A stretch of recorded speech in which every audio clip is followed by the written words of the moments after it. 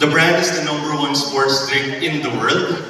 And it's not just a flavored drink. As mentioned by Doc Molly earlier, it is a hydration beverage scientifically designed to bring out the best for an individual. From carbonated water to its carbohydrates, electrolytes, Gatorade rehydrates, replenishes, and refuels you.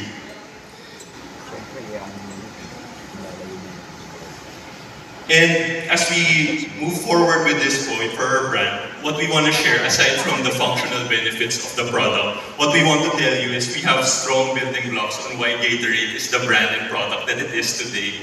It is namely because of its scientific credibility, the consumer education that we do, the field of play, and the fact that it is for everyone. First, on scientific credibility, the product is designed to bring out the best in every athlete and every individual. It is grounded on consumer education. We do not shortchange our consumers. They get what the product wants to deliver to them. It is tried and tested in the field of play. When you see the best of the best, use it. You know that the brand is trustworthy. And lastly, it is for everyone.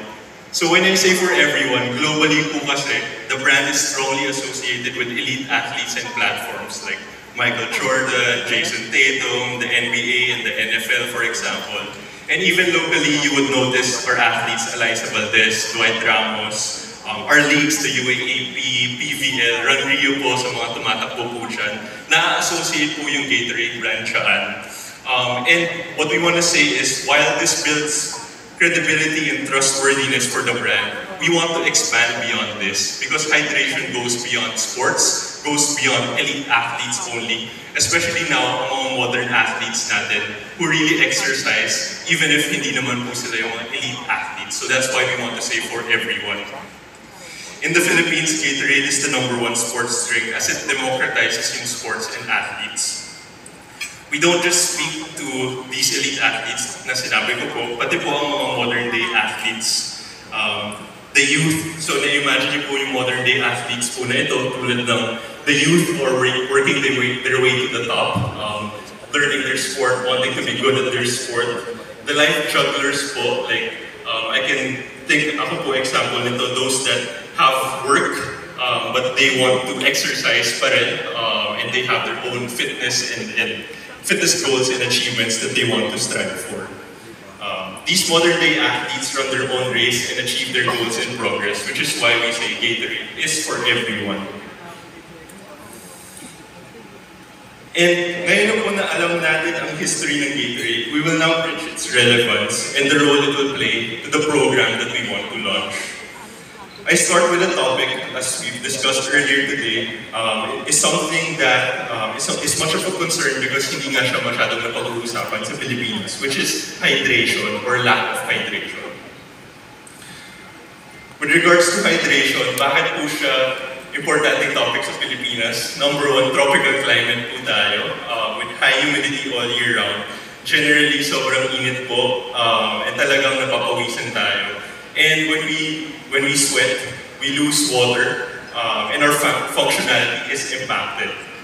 Also, as mentioned earlier, studies show that 8 out of 10 school children are dehydrated or do not drink enough liquids. Lastly, there is this perception of the need to hydrate. When we grow up, we learn to drink we only drink pag nabubuhaw tayo. But actually, hydration is a practice. You have to hydrate when you wake up, before you exercise, when you exercise, after you exercise. Hindi po yung pag nag-workout po tayo, saka po lang po tayo mag-hydrate.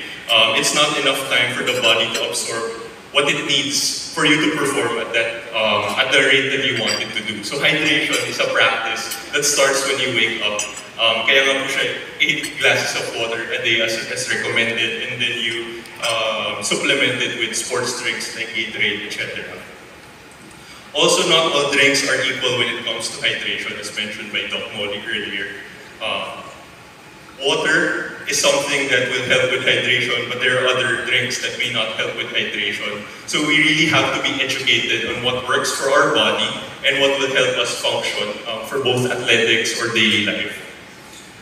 Lastly, we are a highly active population. Even, that's why I say it's for everyone. Kahit po walang sports, I think masasabi ko po na nakakapagod ko sa araw-araw na ginagawa natin bilang Pilipino. Tulad ng climate natin, minsan mainit, minsan umuulan, minsan uminit ulit. So nakakahilo po yun. Nagko-commute po, whether it's in a car or other means of commuting, it's really tiring and it's really exhausting. It makes you sweat, it makes you lose that hydration. You feel dehydrated. And also our daily tasks require us to be active, hence the need for hydration. These are only some points of hydration that is important. Pero sa dami ng priorities natin, we often overlook talaga hydration and it's not seen as critical. In fact, dehydration can be as detrimental to a person as the other health deficiencies. Like as you can see here, dehydration can impair cognitive performance, concentration, and physical endurance. And in response to this gap, Gatorade partnered with the Department of Education for a 24-month program, hydration education program called the Gatorade Fuel Tomorrow Academy. It is a 24-month initiative signaling our commitment to really develop and drive this purpose. As I speak to the Gatorade Fuel Tomorrow Academy program, I want to tell you that it is a wide-scale movement that promotes wellness through hydration education, physical activity, and holistic youth development by fueling the body, the mind, and the soul. Fueling the body because this is the physical manifestation of who we are. Fueling the mind because mental strength is as important as physical strength. Fueling the soul because character matters and doing the right thing matters.